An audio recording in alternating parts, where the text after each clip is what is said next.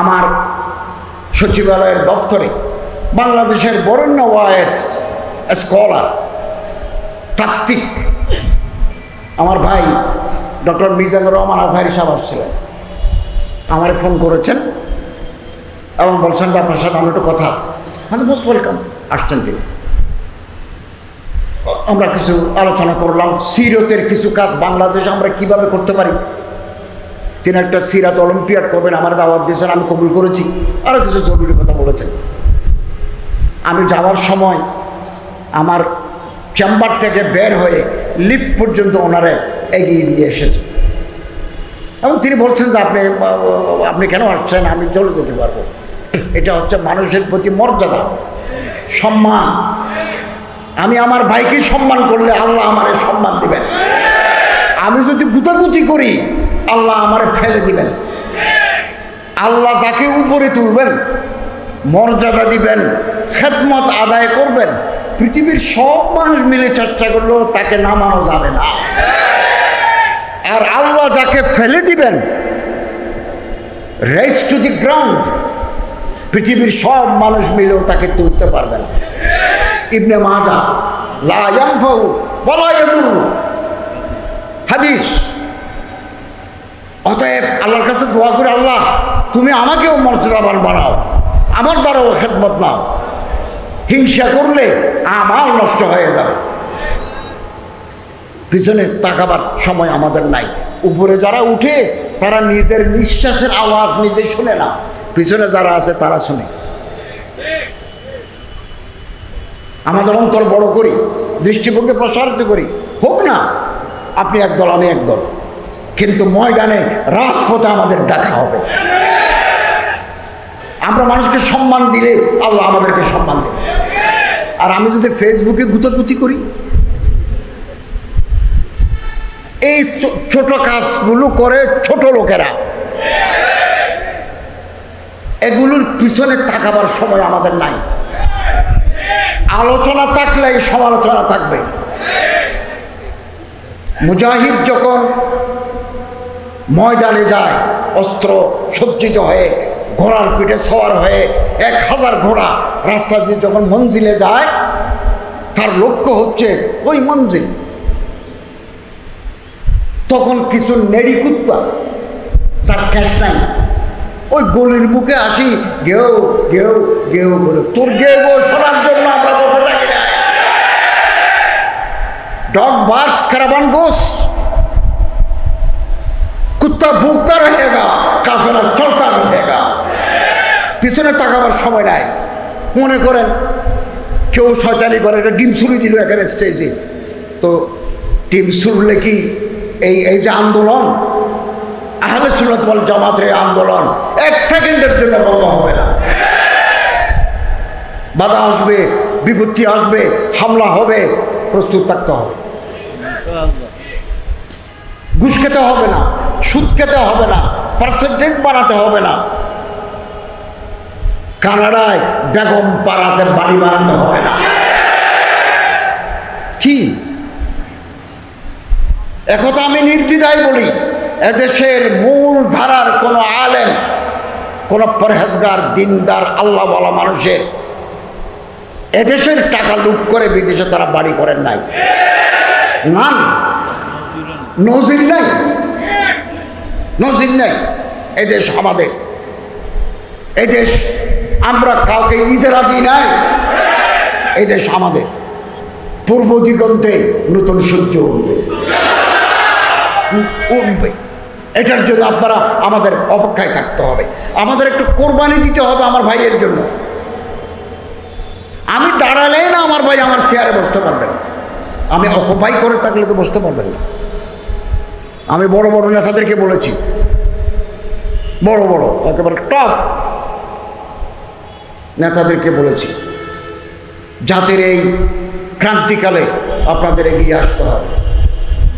আমরা 22 জনে দেশ চালাই, রাষ্ট্র।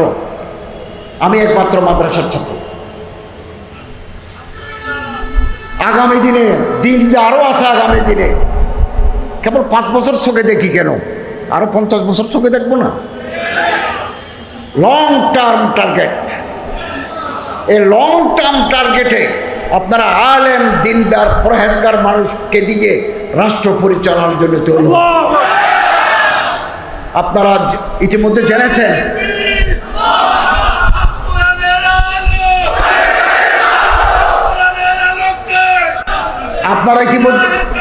আপনারা ইতিমধ্যে জেনেছেন হজের ব্যবস্থাপনায় মাননীয় প্রধান উপদেষ্টার নির্দেশক্রমে আমার মন্ত্রণালয়ের হোল টিম আমরা রাত দিন কাজ করে একটা সুন্দর হজ উপহার দিতে পেরেছি। এবং সুযোগ সবসময় আসে না, একটা সুযোগের জন্য 50 বছর অপেক্ষা করতে হয়।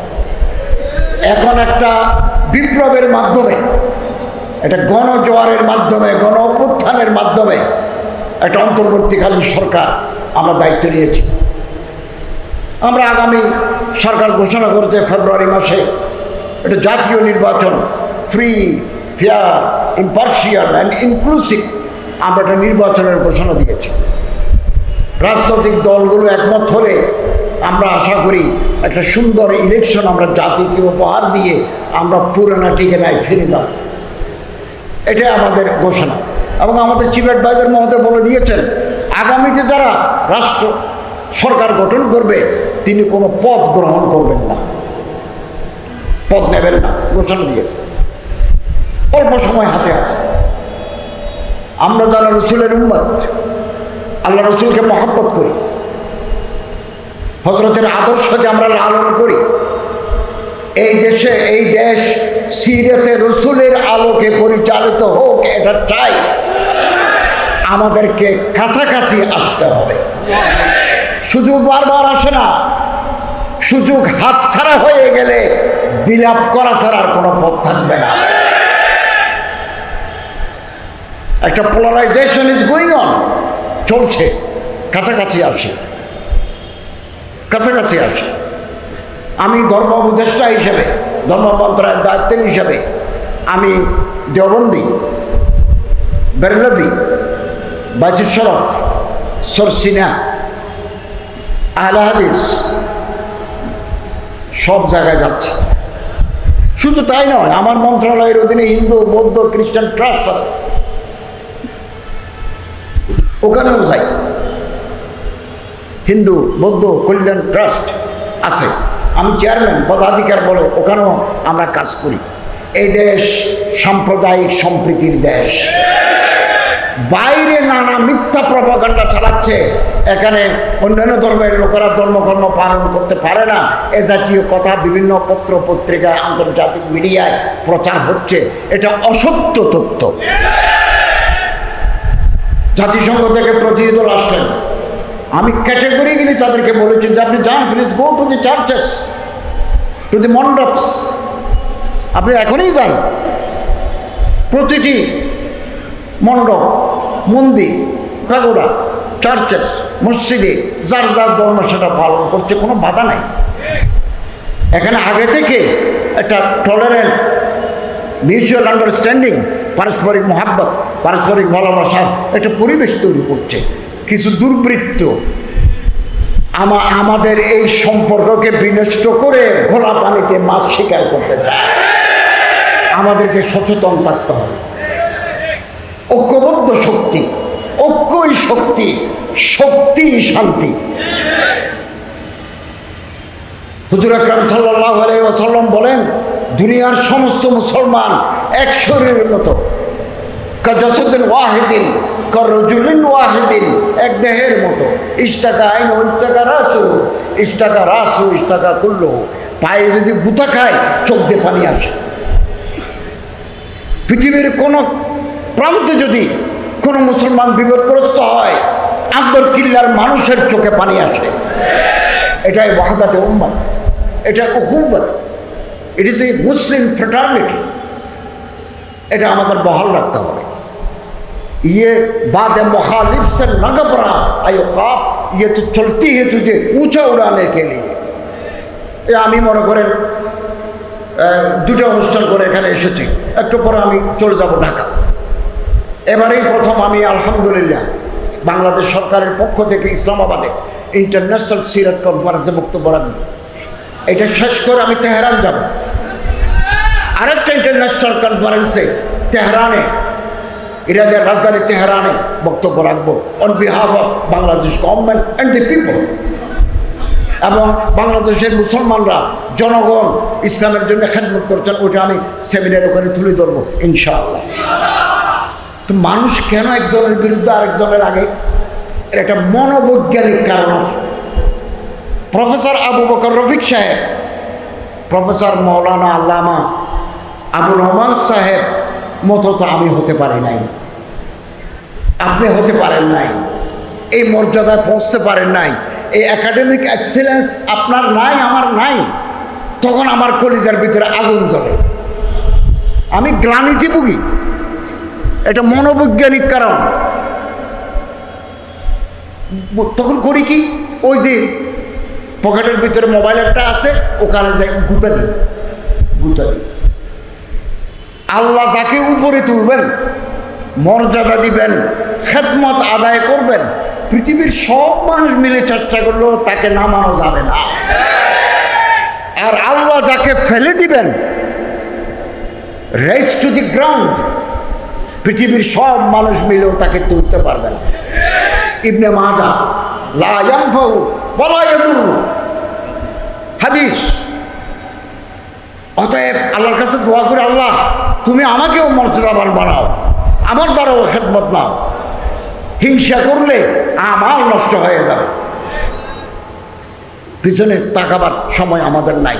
উপরে যারা উঠে তারা নিজের নিঃশ্বাসের আওয়াজ নিজে শুনে না, পিছনে যারা আছে তারা শুনে। আমাদের অন্তর বড় করি, দৃষ্টিভঙ্গি প্রসারিত করি। হোক না আপনি একদল, আমি একদল, কিন্তু ময়দানে রাজপথে আমাদের দেখা হবে। কেন আমরা তো ছোট? কেন আমরা বড় হতে পারি না? আল্লামা ইকবাল রহমতুল্লাহ আলাইহ বলেন, মঞ্জিল সে আগে बढ़कर मंजिल तलाश कर। মনে করুন আমি চট্টগ্রাম ইউনিভার্সিটির ছাত্র, আপনি চট্টগ্রাম বিশ্ববিদ্যালয়ের ছাত্র, মাস্টার্স করে আপনি পিএইচডি করবেন লন্ডন ইউনিভার্সিটিতে, ফ্রাঙ্কফুর্টে করবেন জার্মানিতে, খরতুমে করবেন। আরও মঞ্জিল আছে। मंजिल से आगे बढ़कर मंजिल तलाश कर, मिल जाए तुझे दरिया तो समंदर तलाश कर। दरिया যদি পাও সমুদ্র তালাশ করো। हर शीशा टूट जाता है पत्थर की चोट से। পাথর মারি দিলে জানালার গ্লাস ভাঙি যায়, এটাই নিয়ম।